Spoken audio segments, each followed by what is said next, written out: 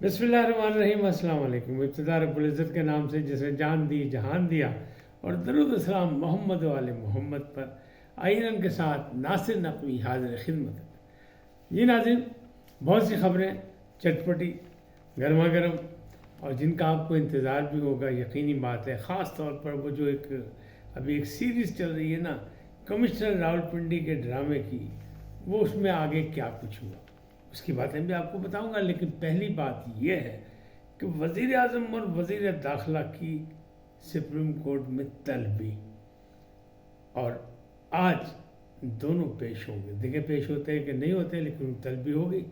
और मामला इस कदम ख़राब होते जा रहे हैं। सियासी मामला तो अपनी जगह, लेकिन मीडिया में जो शोर मचा हुआ है मुख्तलिफ अंदाज में, और जितना इंतशार और जितना फसाद और जितनी सियासतबाजी हो रही है, उससे सूरत हाल जो है बड़ी अजीब व गरीब बनती जा रही है। और लोग परेशान हैं कि आखिर पाकिस्तान का इस्तेहकाम किस तरह मुमकिन होगा, यहाँ बहुत से बहरान, इनसे निजात कैसे मिलेगी, और ख़ास तौर पर आवाम को रिलीफ कैसे मिलेगा। जो उनका ख्याल था कि इलेक्शन के बाद मिलेगा, तो लगता है वो नहीं मिलेगा। तो बात निकली है, तो देखिए कहाँ तक पहुँचे। सब उम्मीद लगा के बैठेंगे कोई रास्ता सीधा निकला जाए, लेकिन अभी निकलता नहीं लग रहा। और आज़ाद पीटीआई के जो मेंबरान हैं, उनमें से कितने कहाँ, लेकिन उन्होंने फैसला कर लिया कि MWM में नहीं शामिल होना। ये एक नई बात आई है, तो वो कहाँ जा रहे हैं ये भी आपको बताऊंगा। और फिर इल्ज़ाम लग गया कि जनाब लियाकत चिट्ठा साहब, वो कहते पहले खुलदा सी कट्टा, हुन खुल गया लियाकत चिट्ठा।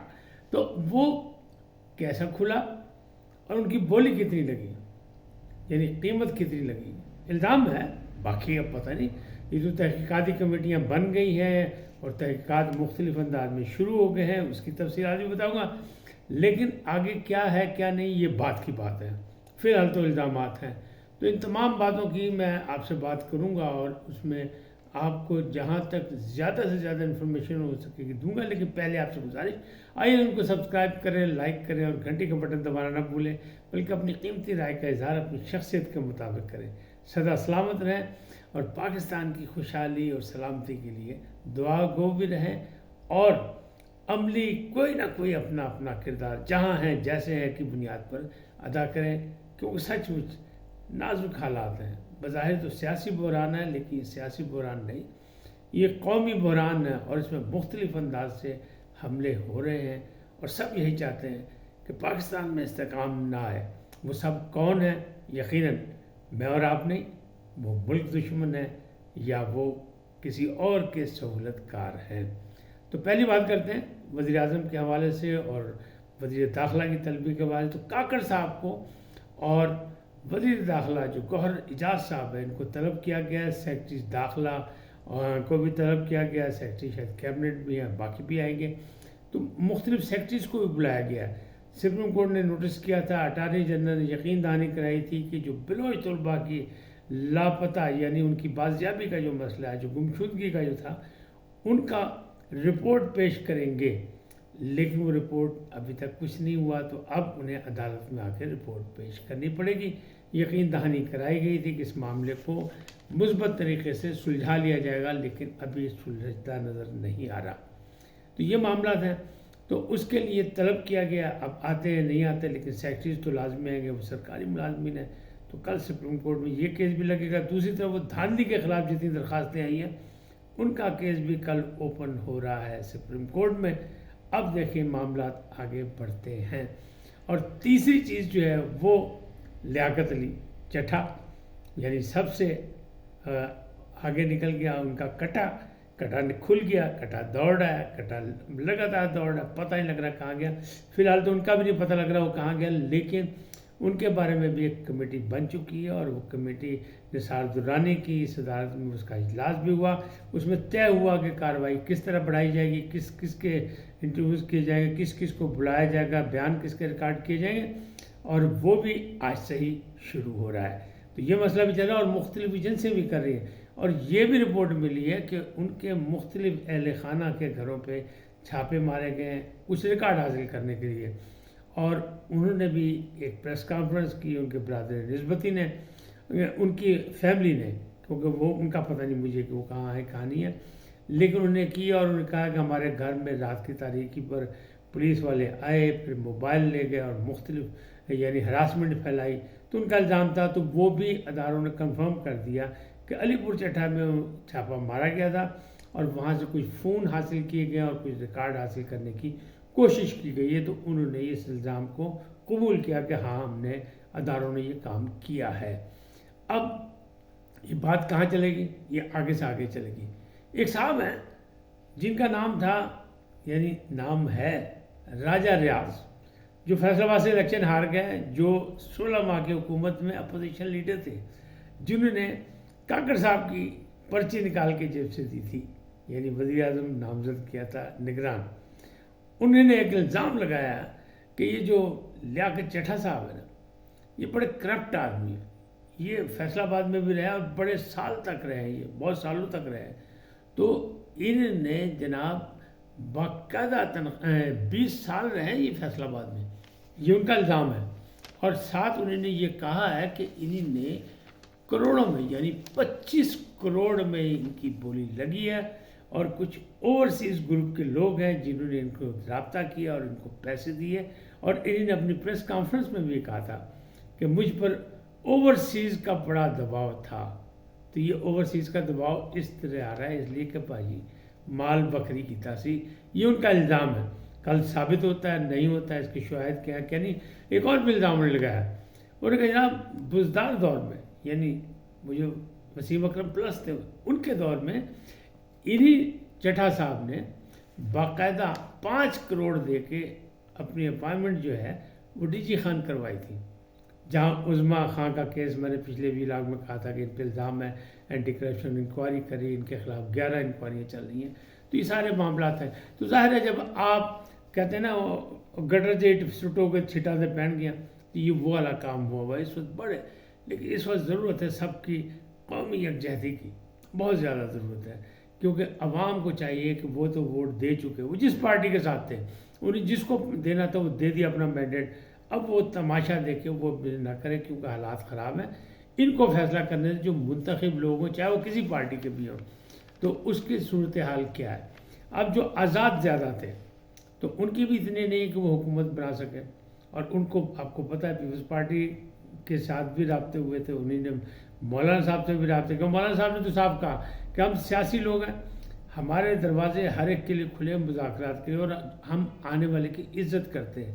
لیکن انہوں نے کہا پی ٹی آئی سے اتحاد سوال ہی نہیں پیدا ہوتا، کیونکہ کے پی کے میں ہمیں گلہ ہی ان سے، شکایت ہی ان سے ہے، اور 12 سال کے ہمارے خلیج ہے درمیان میں، اور ہمارے دونوں کے درمیان میں پہاڑ جیسے مسائل کھڑے ہیں، تو وہ حل نہیں ہو سکتے. تو ایک بات انہوں نے یہ ختم کر دی. دوسری طرف انہوں نے یہ کہا کہ ہماری بات چیت جو ہے نون لیگ سے بھی چل رہی ہے اور ہو سکتی ہو جائے، اور پیپلز پارٹی سے بھی ہماری، اور ہم بلوچستان میں حکومت کا حصہ بھی بن سکتے ہیں، لیکن شاید وفاق میں نہ بنے، یہ بھی انہوں نے کہا ہے. تو انہیں ساری باتیں بڑے کھل کھلا کے ایک نجی چینل پہ انٹرویو میں کہہ دی ہیں. اب یہ ساری باتیں تو ہو گئیں، لیکن اصل چیز کیا ہے کہ وہ جو آزاد پی ٹی آئی ممبران ہیں وہ ایم ڈبلیو ایم سے کیوں جناب وہ جو نکاح ہوتے ہوتے ٹوٹ گیا. بڑے دعوے تھے راجہ ناصر عباس کے بھی اور باقی بھی لوگوں کے. تو وہ جناب خیمے کی بڑی مخالفت کی گئی کہ یہ کیلیں جو ہیں خیمے کی یہ پی ٹی آئی کے ممبران پر ٹھوکی جائیں گی. یہ اعتراض ہوا، سوشل میڈیا بڑی مہم چلائی گئی. پھر یہ کہا گیا کہ دیکھیں جی ایک مسلکی پارٹی ہے اور ایک وہ پارٹی ہے جس کی ہمیشہ جو مذہبی طور پہچان ہے اس میں نہیں جانا چاہیے. لیکن جناب دوسری ایک مذہبی پارٹی میں انہیں شامل ہونے کا فیصلہ کیا، سنی علماء کونسل میں، اس میں وہ شامل ہو رہے ہیں. اور ان کا خیال ہے کہ شاید مخصوص نشستیں خواتین کی بھی مل جائیں گی اور پھر وہ اقلیتوں کی بھی مل جائیں گی. لیکن یہ تو آنے والا وقت بتائے گا آئین اور قانون کیا کہتا ہے. کیا علماء کونسل، سنی علماء کونسل نے اپنی مخصوص نشستوں کے لیے نام دیے ہوئے ہیں کہ نہیں دیے ہوئے، بعد میں دیے جا سکتے ہیں کہ نہیں دیے جا سکتے، یہ کسی کو ابھی تک نہیں پتہ. حالانکہ ایسا ہوتا نہیں لگ رہا. امین گنڈا پور صاحب جو ہیں انہوں نے لوگوں سے ملاقاتیں کی اور انہوں نے کہا جی میری گرفتاری سے نقصان ہو سکتا ہے، فائدہ نہیں ہو سکتا. اگر فائدہ ہو سکتا ہے تو مجھے بتایا جائے، میں گرفتاری دینے کو تیار ہوں، جو نامزد وزیر اعلیٰ ہیں KPK کے۔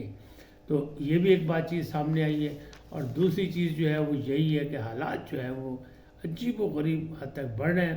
بلکہ ایک اور بات کہ BBC سے پھڈا ڈال دیا وزیر اطلاعات نگران جو ہے مرتضیٰ سولنگی صاحب، جو خود بھی ایک جرنلسٹ ہیں اور میڈیا مین ہیں، ان سے پھڈا ڈال لیا کہ نہیں جی، زبردستی ان کے نمائندے نے کہا جناب مجھ سے بات کریں، ہم آپ سے انٹرویو کرنا چاہتے ہیں، آپ ہمیں لفٹ نہیں کرا رہے۔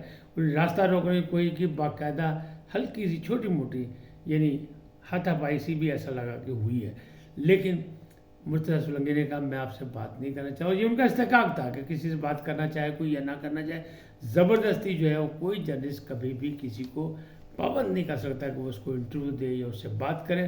تو بہرحال BBC جو ایک عالمی ادارہ ہے، اس کے نمائندے کی طرف سے یہ بے ضابطگی ہوئی ہے، ایک یہ بھی چھوٹا سا بڑا چلا ہے۔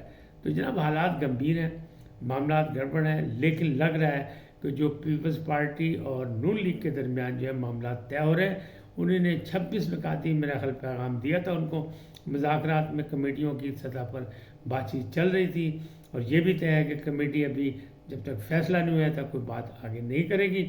تو معاملہ جہاں تک ذرائع سے پتہ لگا وہ یہ لگا ہے کہ انہوں نے 4 گورنر مانگے تھے، سینٹ کے چیئرمین، قومی اسمبلی کے چیئرمین، یہ مانگا تھا آئینی عہدے، پہلے میں ویلاگ میں کہہ چکا ہوں اور بہت سے لوگوں نے آپ کو بتایا ہوگا، لیکن اس میں سے کچھ طے ہو گیا کہ 2 گورنر مل جائیں گے شاید ان کو، اور وزیر اعلیٰ بلوچستان بھی ان کو مل جائے گا۔ تو یہ چیزیں ہو گئی، جو باقی چیزیں رہ گئی ہیں اس پہ بات چیت چلے گی، اور قومی اسمبلی کا میرا خیال اسپیکر بھی انہیں مل جائے گا، یہ بھی طے ہو گیا، لیکن سینٹ کا چیئرمین انہیں نہیں ملے گا، پھر ڈپٹی چیئرمین وغیرہ یہ وہ۔ تو آج وہاں بھی مذاکرات ہو رہے ہیں، بلکہ نون لیگ سے جو ہے وہ IPP کے لوگ بھی ملیں گے، ان سے بھی مذاکرات ہوں گے، پاکستان پیپلز پارٹی سے بھی مذاکرات ہوں گے، کاف لیگ سے بھی مذاکرات ہوں گے۔ آج کا دن بڑا اہم ہے کئی حوالوں سے، دعا کیجیے گا کہ وہ فیصلے ہوں جو ملک و ملت کے لیے اچھے ہوں، جو پاکستان کے لیے اچھے ہوں، جو پاکستان کے استحکام کے لیے اچھے ہوں، جو پاکستانی عوام کے لیے اچھے ہوں۔ آج اتنا ہی، پھر ملیں گے نئے موضوع کے ساتھ۔ جاتے جاتے آپ سے درخواست، آئیے ان کو سبسکرائب کریں، لائک کریں، اور گھنٹی کا بٹن دبانا نہ بھولیں، بلکہ اپنی قیمتی رائے کا اظہار بھی اپنی شخصیت کے مطابق دیں۔ سدا سلامت رہیں، اللہ نگہبان۔